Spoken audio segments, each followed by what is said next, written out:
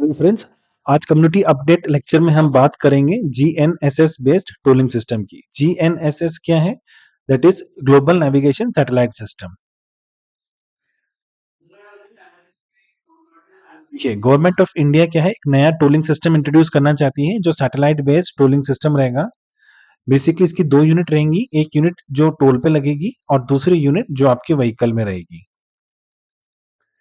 Government of India ऐसा क्यों कर रही है? इसके दो रीजन है। पहला, एक जो लंबी लाइंस लगती हैं टोल के ऊपर वो ना लगे ताकि ट्रैफिक जैम ना हो, टाइम वेस्ट ना हो।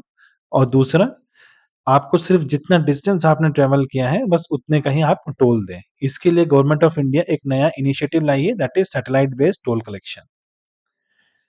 बेसिकली जो टोल पे लगने वाली यूनिट है वो geographic information system based software रहेगा।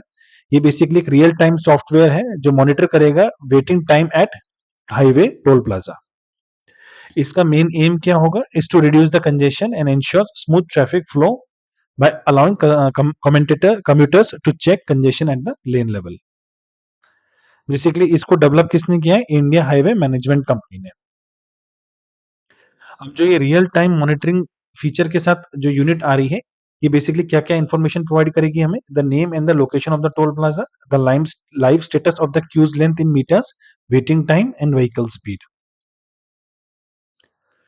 नेक्स्ट, जो व्हीकल में यूनिट लगेगी जिसे हम GNSS दैट इज ग्लोबल नेविगेशन सैटेलाइट सिस्टम बोलेंगे, ये बेसिकली रिप्लेस करेगी किसको? फास्टैग को।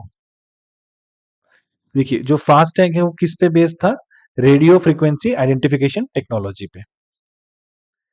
जो GNSS है, दैट इज जो यूनिट है वो बेसिकली रिप्लेस करेगी करंट फास्टैग सिस्टम को। इनिशियली जो है ये यूनिट हम लगाएंगे along implemented along side of the FASTag ecosystem.